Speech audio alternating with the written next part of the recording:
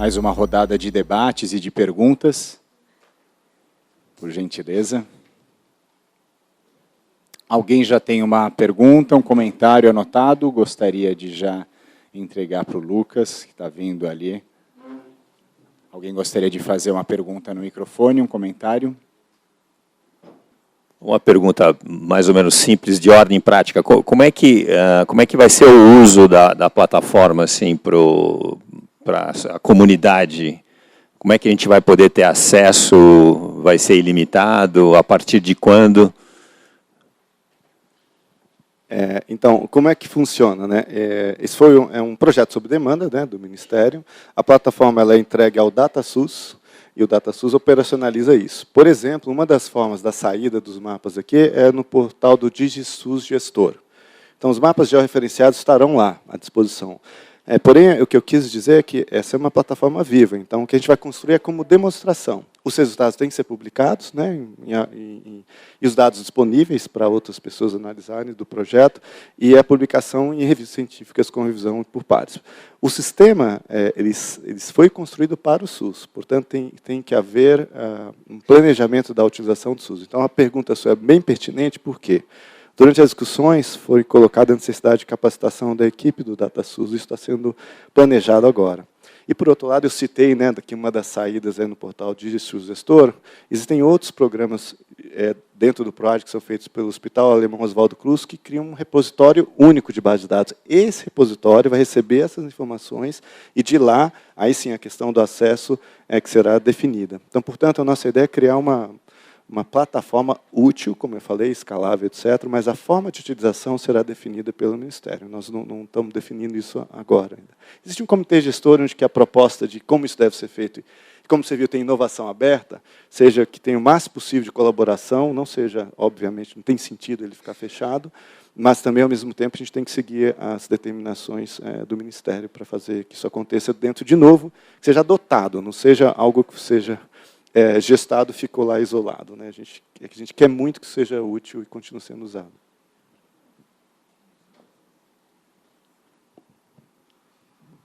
Aproveitar, Edson, sua presença aqui, porque a Big Data é um instrumento, uma ferramenta muito importante.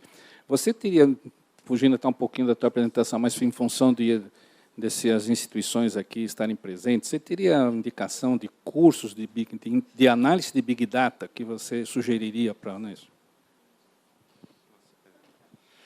A pergunta é muito pertinente. A gente vai gerar algum conteúdo aqui, mas talvez a melhor forma de começar é você criar o conceito de que não tem problema você processar dados de qualquer origem com uma tecnologia nova. Agora, tem um baita problema se você não souber o que são esses dados e colocar numa máquina automática. Isso não vai dar certo. Então, assim, quais são os melhores cursos? Como são formas de a gente começar? Eu começaria por cursos indicados para aplicação, onde você tem pessoas de utilização que fazem o curso.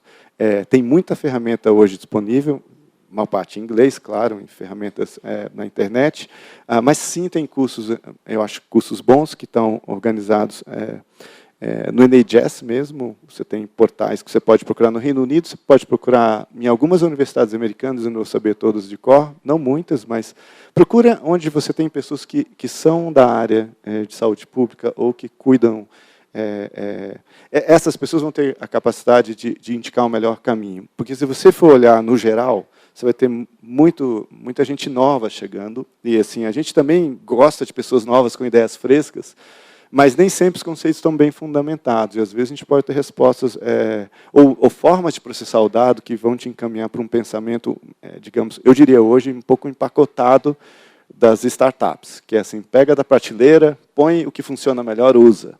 Então, tem que haver um questionamento de como é que isso funciona. Eu começaria por casos de uso, é o melhor jeito, né? Tem artigo científico que você pode ler, tem alguns interessantes de comparação, como os clássicos de regressão logística, estatística convencional, como machine learning, e eles têm que ser vistos também com um viés de quem está começando a usar uma nova tecnologia, se encanta às vezes, mas eu não tenho dúvida de que não tem jeito de processar essa informação que a gente gerou hoje, né? A nossa conversa aqui, o microfone, o ruído que a gente gera, o nosso cérebro processa. e as ferramentas que a gente tem hoje clássicas precisariam que a gente estivesse tabulando tudo que está sendo falado, colocado num campo. No meio do caminho, a gente tem esse mundo de Big Data e inovação, que começa a pegar som, áudio, retirar informação útil. Não vai ser perfeito, mas isso é muito rico, porque isso traz mais perto do mundo real, e tem uma certa velocidade que, às vezes, interessa bastante. E isso tem um imediatismo que eu acho que é muito importante a gente começar a pensar em escala... E a gente hoje tem ferramentas para lidar com isso em escala nacional, em escala global.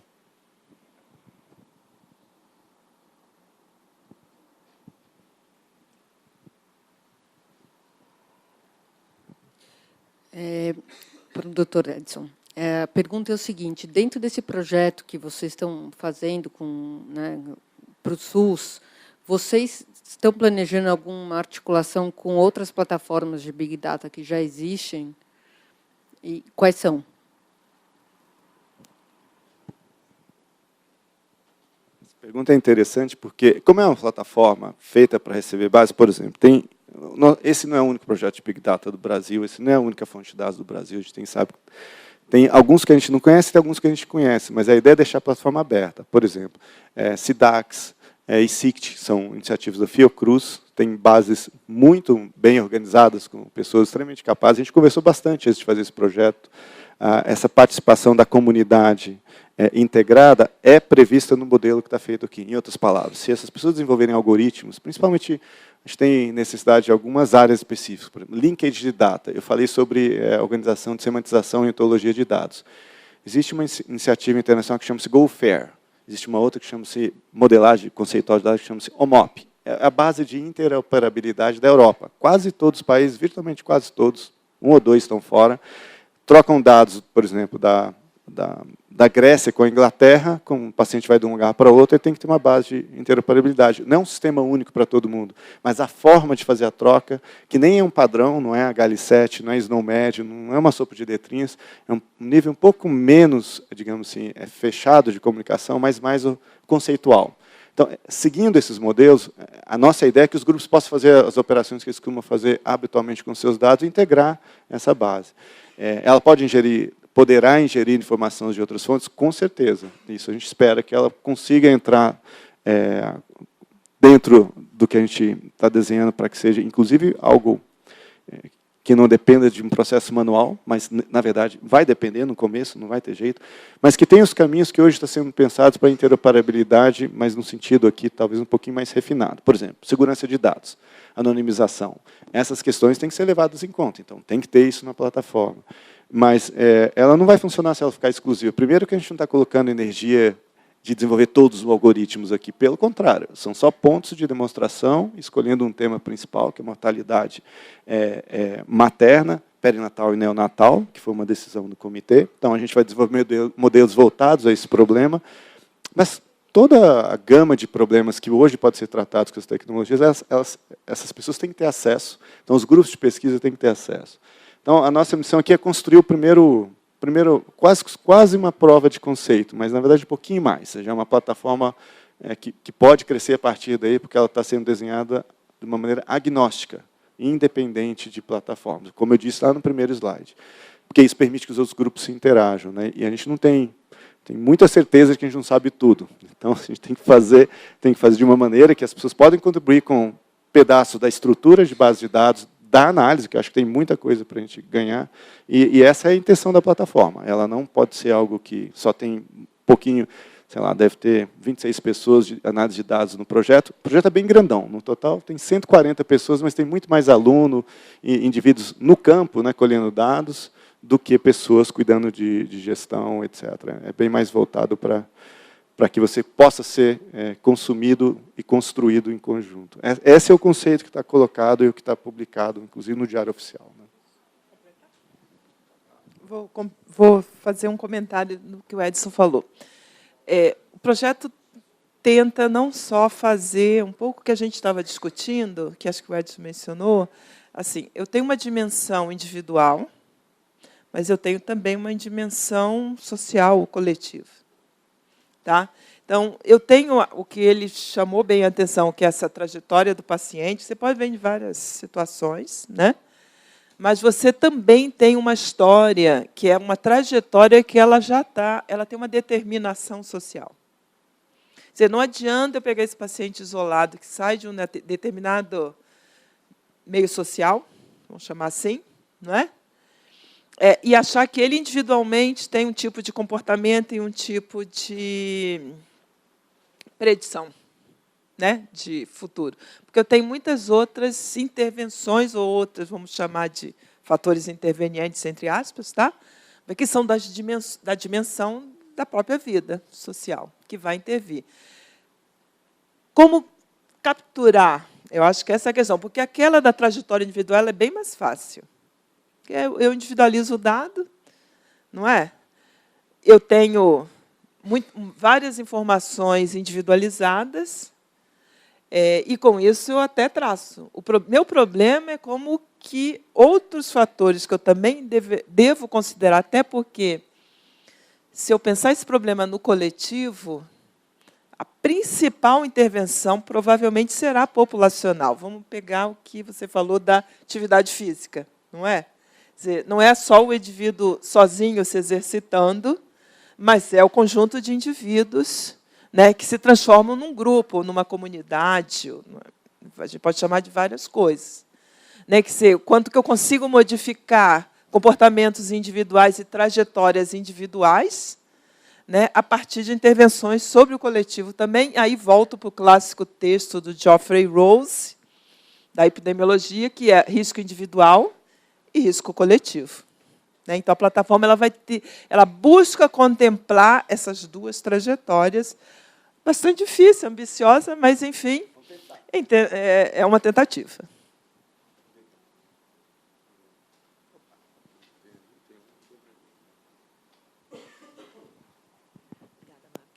Sou Patrícia, da Abbott. Era exatamente essa pergunta que eu ia fazer, né? De que forma vocês enxergam que esse tipo de ferramenta, esse tipo de plataforma, integra todas as informações de uma forma, a primeiro passo, populacional, porque a gente precisa ter uma dimensão do que está acontecendo, e depois começa a setorizar e customizar dentro de ações de mídia, ações que não precisem de mídia, mas assim, de que forma a gente pode engajar todas as pontas com esse tipo de ferramenta. Acho que mais do que colher o dado e buscar todas as fontes possíveis de dados, é o que a gente faz com todos esses dados, né? Então, o que vocês imaginam? Vou falar rápido, porque tem mais gente. Assim, por que Edson mostrou lá a vitória da conquista? Né? Assim, propôs, vamos pegar 2 casos, inclusive dar continuidade a uma intervenção que já vinha acontecendo com o Health Rise, que finalizou, mas aproveitado o acúmulo. Não é? O projeto acumulou. Poxa, aí vamos aproveitar disso e trabalhar com 2 casos e, claro, trabalhar com todo o país, porque o Ministério não pode privilegiar um ou outro, e tem que trabalhar com todo mundo, não tem jeito. Né?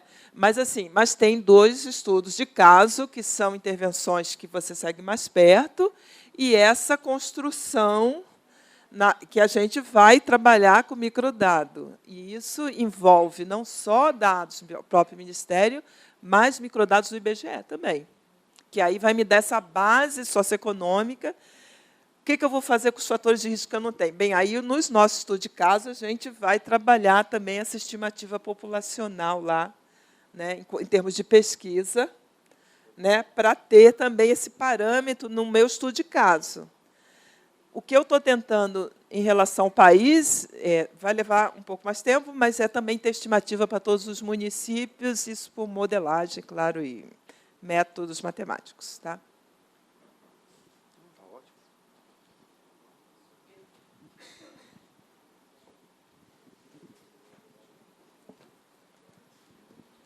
Bom,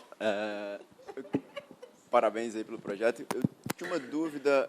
Eu vi que algumas dos casos de uso ali têm a ver com dados que não necessariamente estão de posse no Ministério, por exemplo, dados de sistema viário, dados de socioeconômicos, e justamente para olhar para condicionantes socioculturais, econômicas, etc. Como é que vocês estão pensando os casos de uso para esse tipo de situação e pensando nas soluções de política pública que estão fora da esfera de governança do Ministério? Isso está sendo pensado para o Ministério, mas também tem alguns pilotos em cidades, em regiões metropolitanas, em estados. Como é que vocês vão fazer essa transição do diagnóstico para a implementação da base? Acho que essa é uma ótima pergunta. O que eu posso dizer é o seguinte: primeiro, os dados que estiverem disponíveis, dados públicos, que a gente conseguir criar um uso racional para eles, devem ser incorporados. E a plataforma está pronta para outros dados que a gente não conseguir fazer uso agora. Ou pelo menos ela tem pontos de alicerce para receber informações múltiplas. Esse é o conceito de dados variáveis de múltiplas fontes, né? Em certa dimensão de grande volume. A necessidade de utilização dos dados de forma urgente, em tempo real, também é um outro componente. Agora, pegando um gancho no que a Fátima comentou, e a sua pergunta é muito interessante, porque ela fala de outros setores da sociedade, é muito complicado para a gente, nesse projeto aqui, definir ações, por exemplo, da malha viária. Porém, não é nada difícil a gente imaginar que a dificuldade de um paciente hoje ser atendido porque ele teve um acidente vascular, que foi até identificado, mas não tem o caminho, não tem o meio de transporte público, que é outra questão. Isso pode ser mostrado, eu acho que isso também não é nenhum predicado desse projeto, é um conhecimento que o projeto incorporará.